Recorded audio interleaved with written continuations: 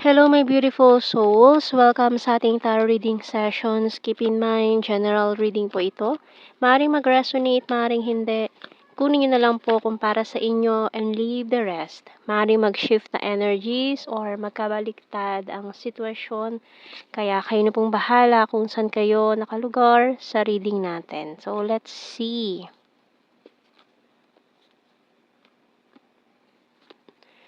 Okay, bottom card natin, sunglasses. So, meron dito nagmamasid sa'yo, stalking you. Pinagmamasdan ka nitong taong to, nakatingin siya sa'yo. Maaaring this person is from the past mo na. Pwedeng naging kayo, pwedeng hindi. And nagkaroon ng third party situation dito, lalo na may pinili siyang iba. And ngayon, gusto niyang to have this new conversation with you. Parang gusto, kung nagligawan na kayo noon or nag-date, parang gusto niyang ituloy kasi parang for some of you, it's unfinished business. Parang nag-date na kayo tapos bigla siyang tumakbo na walang parang bula, ganon. And then gusto niyang i-continue yung nasimulan. Ganon. And, tingnan natin. So, ngayon kasi nagmamessage siya sa'yo, nag-i-stalk siya eh. Tinitingnan niya, inaalam niya kung meron ka na bang someone new, inaalam niya yon. Tingnan natin. Malinaw kasi dito na may nahanap siyang iba ng mga panahon yun, kaya siya nawalan parang bula. And then ngayon, maaaring hindi nag-work out yun or hindi naman naging maayos yung sitwasyon na yun, connection na yun. Kaya ngayon parang nagbabalik loob. Hindi ba? So ayan, communication. May kipag-usap siya ngayon sa'yo. Maaaring tumawag siya. Pero ikaw, parang you're not ready kasi gusto mo muna mag-me time, gusto mo muna bigyan ng sarili mo ng time to heal kasi para sa'yo masakit yung ginawa niya eh. Tapos babalik na lang siya ng ganun-ganun na lang, parang walang nangyari, di ba? So, tingnan natin to. So, hinintay mo siya, pero napagod ka na maghintay. And parang gusto mo na lang alamin bakit. Gusto mo na lang siyang tanungin, bakit? Gusto mo lang siguro na ma-clear itong mga questions in mind. Pero sasagutin niya na yan. Tingnan natin. Ano message ng Archangel natin? Gifts from God by Archangel Sandalphon. We angels bring you gifts from your Creator. Open your arms to receive. So, ayan, may mga blessings mapaparating sa iyo ngayon.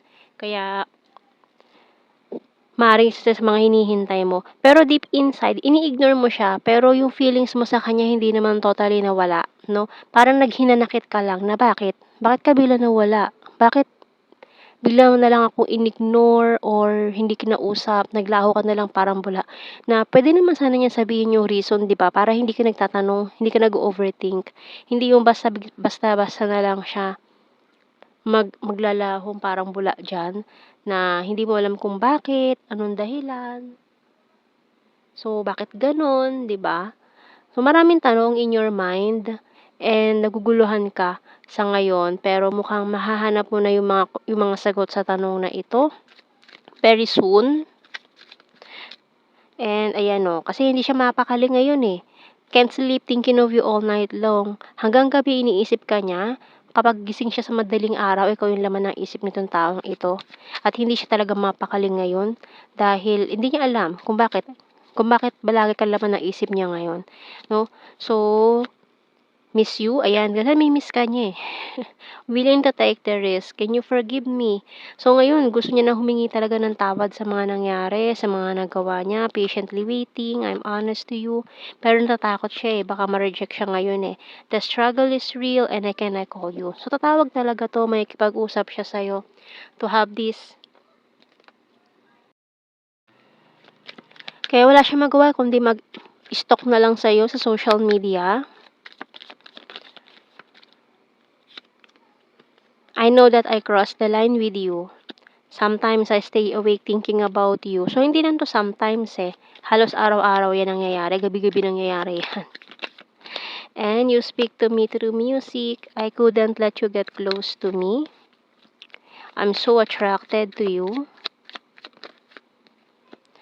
I'm grateful for the spiritual lesson and I want to be more than friends.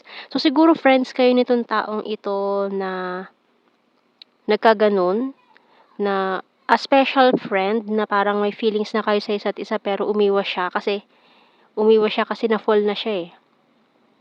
And the timing just wasn't right for us. So, siguro hindi lang pa talaga right time ng mga panahong yon, and I hope that you can forgive me one day. So, gusto niya talaga humingi ng tawad sa mga nagawa niya sa'yo.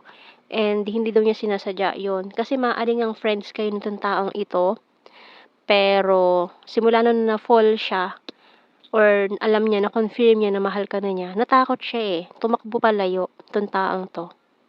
Kasi hindi niya alam na baka masira yung pagkakaibigan ninyo, paano na lang gano'n, 'di ba? So, ikaw hindi mo alam bakit siya umiwas, bakit siya umalis, and nasaktan ka talaga nung mga panahong yun na hindi mo lang siya nagpaalam sa'yo, 'no? Kaya ang lakas ng energy na parang hindi naging kayo kasi yun na nga, parang magkaibigan kayo na may something special. So, tingnan natin sa blue card. We have here commitment. So, maaaring takot siya sa commitment noon. All strings attached. And family. Okay. So, tingnan natin sa initials. Letter Y, X, C, N, R, V, letter A, I, letter F, Fia, and M yung bottom card natin. And tingnan natin to sa ating general signs and messages.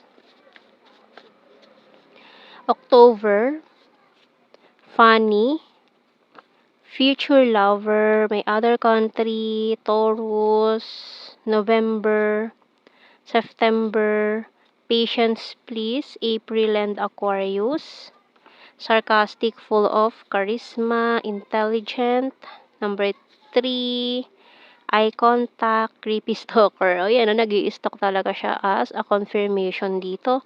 We have here emotional, past person, kind-hearted, South PH, neighbor, shy at first. So, maaari may mga kinokontrata siya ng mga kapitbahay ninyo para mag-stalk, mag-spy sa'yo. Ayan, August, nature lover, number 1, confusing and practical. So, yan ang ating reading, my beautiful souls. Thank you for watching. Take care and God bless. See you in our next reading, guys. Bye-bye.